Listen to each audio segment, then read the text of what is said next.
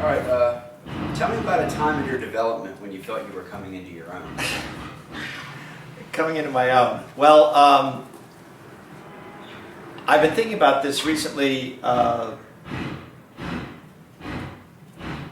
because I had a woman from the University of Pennsylvania come around and talk to me about psychology, and I thought, well, that's kind of an interesting way to think about things. You know, they were interested in kind of more broad sense about psychology and the artist, and I thought, well, that's just so generalized. But coming into one's own is kind of funny because it's like self-help parlance. Like, when did you, self-actualize, as a person? And with regard to painting, coming into one's own to some extent is having the painting come into its own, as opposed to necessarily me coming into my own. So it's beginning to be able to recognize certain things happening in the painting, where the painting has its own authority and is beginning to sort of take itself somewhere.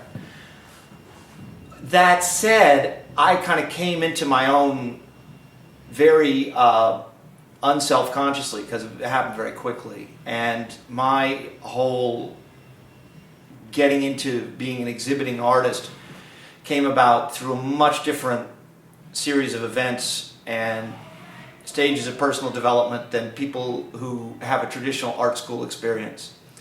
I didn't go to graduate school, so I was already in New York and working on Journal of Contemporary Art, writing some art reviews and so forth.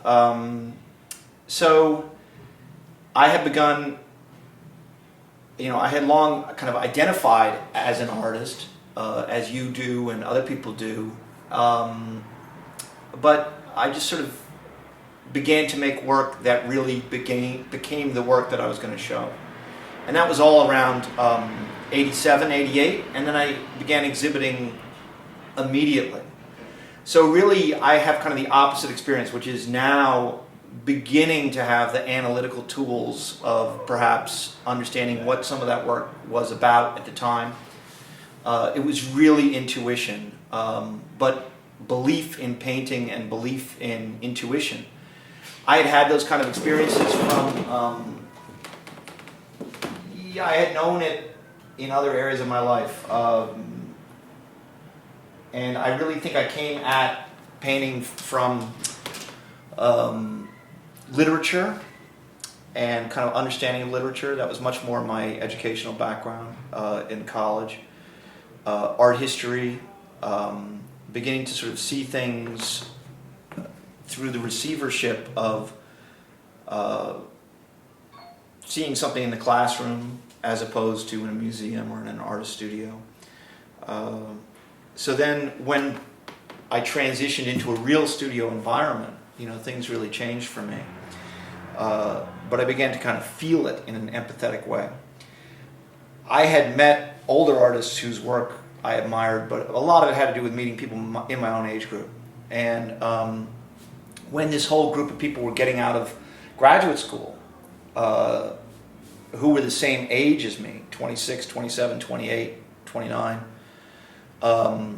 that was when I could really have a kind of bonding experience with other people where you feel like you're getting somewhere as a kind of collective thing.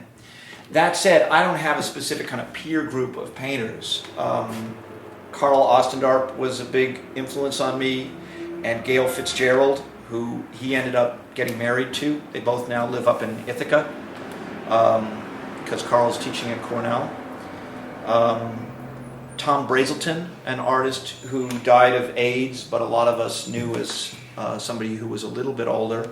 He'd been involved in the gallery scene in East Village with Cash Newhouse Gallery, but he was doing paintings where he dispersed dry pigment in polyurethane, and it was through him that many of us had our introduction to Julian Pretto Gallery.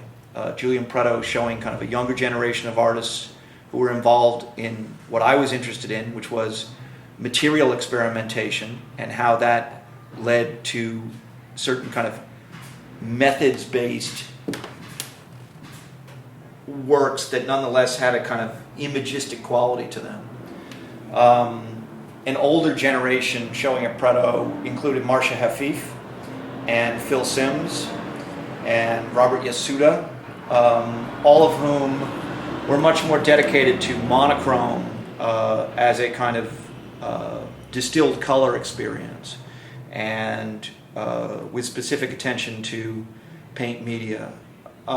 We all, in that cross-generational context, shared a very strong interest in kind of the materiality of paint, and by extension, its association with consciousness. And so when you say coming into your own, it again kind of returns me to that question of psychology, where it's this tremendous moment of being able to weigh consciousness against unconscious intuition and desire.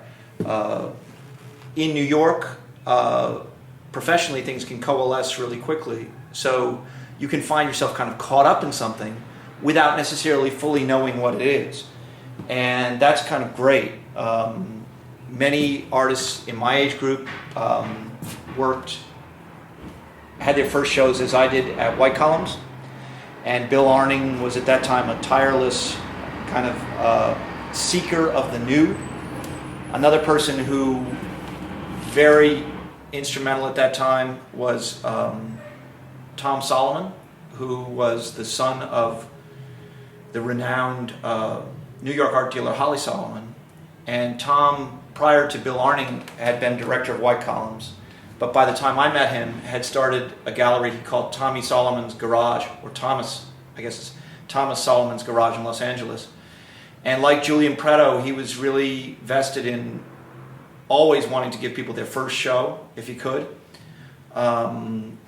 and seeking out art that was not necessarily of a narrow definition in terms of its category, as it was about a kind of shared generational moment.